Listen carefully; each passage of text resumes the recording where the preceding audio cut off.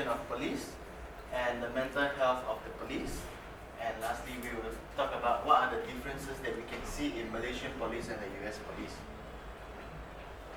Okay, so to begin with, I'll pass it to Chloe first. Police is a civil force of a state responsible for the prevention and detection of crime and the maintenance of public order. So there are some requirements to become a police in both Malaysia and United States. To become a police in Malaysia, you have to be Malaysian citizens and aged between 18 and 28. And you need to have a SPM qualification with 5 credits, including Bahasa Malaysia, English, and Maths.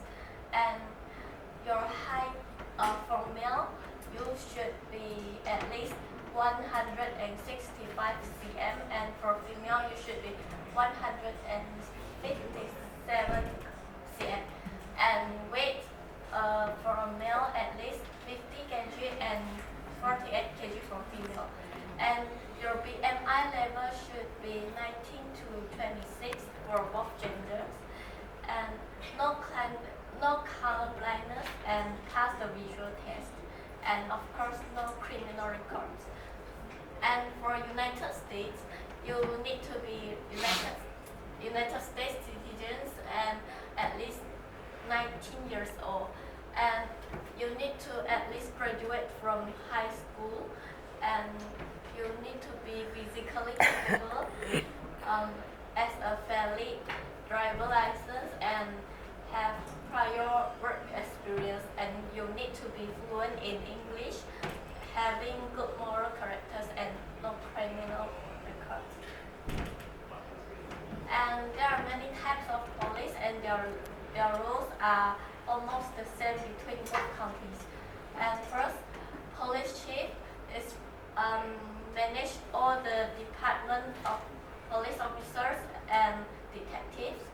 And for police officer is to protect the people and property, including controlling traffic and responding to the emergency calls. And police detective is to investigate crimes and handling cases over to prosecutors. And CSI, they identify, collect, process, and protect evidence. And for evidence technicians, they work in labs with scientific tools to interpret and preserve the evidence provided by detectives and investigators. And for victim advocate, they help victims to cope the trauma by minimizing the physical, psychological, and emotional consequences. And the school resource officer, they investigate the reports of criminal activity around the school. Thank you. And now I'll pass to Shannon. So for training, in developing its professional staff, the U.S. Capitol Police empower individuals to reach their full potential and ensuring the professional growth within the department. So trainees begin their class and train immediately upon hire, while receiving a full payment. So generally, the first week of training will consist of orientation at the Capitol Police Training Academy in Maryland. Next, trainee typically will participate in 12 weeks of training at the Federal Law Enforcement Training Center. After that, we'll have a train of specialist training for 13 weeks. Or in additional, the physical ability test will involve the cardiovascular and muscular, like a running on rest weight assisted. For Malaysia, they will undergo the 6-month training for constable post and 9 months for inspector post. So the training phase is, the first is physical training, second is knowledge in all areas of the policing, like the concept of security and safety. But they will talk about how to provide a medical assistance while waiting for an ambulance. The third phase is monitor on their grasp of what they learned during the first and second phase. For the last phase, they will be exposed to the real police work. So I will pass to Naomi for the mental health of the police.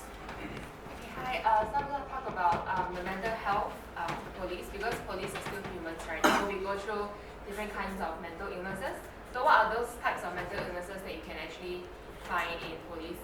Which this one, first one is anxiety disorder, where it comes in terms of phobias, panic attacks, and also social anxiety. And the second one is depression, which is very common for a lot of people. Depression is like when you just don't feel like doing anything at all, and how you look at things are very negative. And the last one is PTSD, which is post-traumatic stress disorder, where police usually have, they're more common in this part also, because some people are not very used to how to look at things. For example, if they see a body and then they're traumatized, right? And then they keep having flashbacks of the body then. So yeah, next. So what are the effects of mental illness? So number one, aggressive behaviors. You can see this guy goes around slapping people. So for example, like if a normal citizen were to come up to you feeling very angry, and then this police is going through all these problems, right? Then you start boxing him and stuff for no reason. The second one is unable to concentrate in workplace, which is normal. Police also no depression, also cannot concentrate lah. This is normal. This one leads to our third point. This talks about how we have a police in Johor in 2013, where he was so stressed that he killed his wife and his father-in-law with the pistol that he had. So that also leads to suicidal thoughts. And then I think after that he killed himself. And the last one is alcohol abuse, where I think it's very normal for police to actually drink and smoke as well. So now I'm gonna pass it back to Shannon to talk about the treatment. So the treatment given to help for US, they will assign a mental health management. So this person will carry out a mental wellness program to evaluate the policies related to psychological service and serve as their mental health incident commandant during a critical incident. The second one is reassure. If the officer seems upset, reassure him or her that any reaction they having is normal. So like there's nothing wrong with you. You have a normal reaction to abnormal situations. So the last one is critical incident stress management. Is the response. These are used by the police department to support their officers after a critical incident, and they will also provide a one-time wellness check with a mental health professional after a critical incident. For Malaysia, in 2007, the Bahagian Agama and Counseling Bakat, in English is the section of counseling and religion, will provide a counseling and religion talks for Muslim, and also the training short courses, seminar and workshop. So unfortunately they don't have a spiritual enhancement for non-Muslim. So the BAKA will also collaborate with the Federal Psychology Management Division. So this division is responsible for formulating policy and providing guidelines for counseling practice, and also they will provide some psychology service like psychology testing, counseling, preventions, and spiritual enhancement, counseling, skill and career guidance for the officers, and also their close relative or the Malaysian police officer can also apply for this service. So next I will pass to Wendy to talk about the differences what we can see. Okay, what are the differences between USA we see in Malaysia and USA police? And for the transport, Malaysian police they drive Proton Persona, and for USA police they will drive Ford Victoria. Then Malaysian police dress code. First is the traffic police. They will wear helmet, white shirt, and black pants with strip.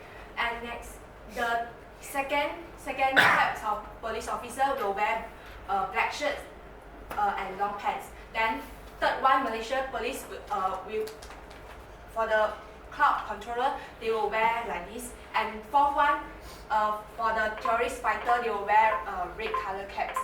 And for the US traffic police, they will wear yellow color coats. And second type police officer, they will wear black color shirt and long pants. Then third SWAT police will wear like this. And fourth types, the badges for Malaysia is the Malaysian police will wear their badges above the right breast pocket, and for US police they will wear their badges above the left chest pocket on their uniform shirt or jacket. And this is Malaysian police can have tattoos, but only for religion purpose. And for this tattoo is the Sarawak. You have no time. Okay. And this is US police can have tattoo, but not only on, but cannot on face or neck. Then next, then this is Malaysia police weapon. First is pistol, T-baton, then speed cup, the spray. Then US police also have pistol and baton. Then third one is handcuff, and they have body wound camera for audio. Okay, next.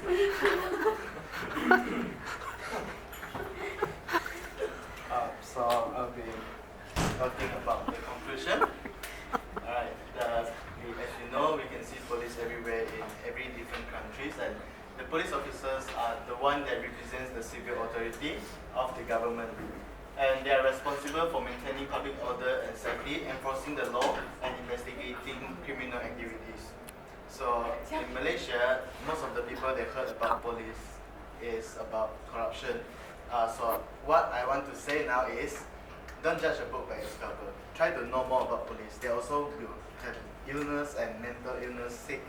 We try to know more about the police. That's all from our group. Thank you.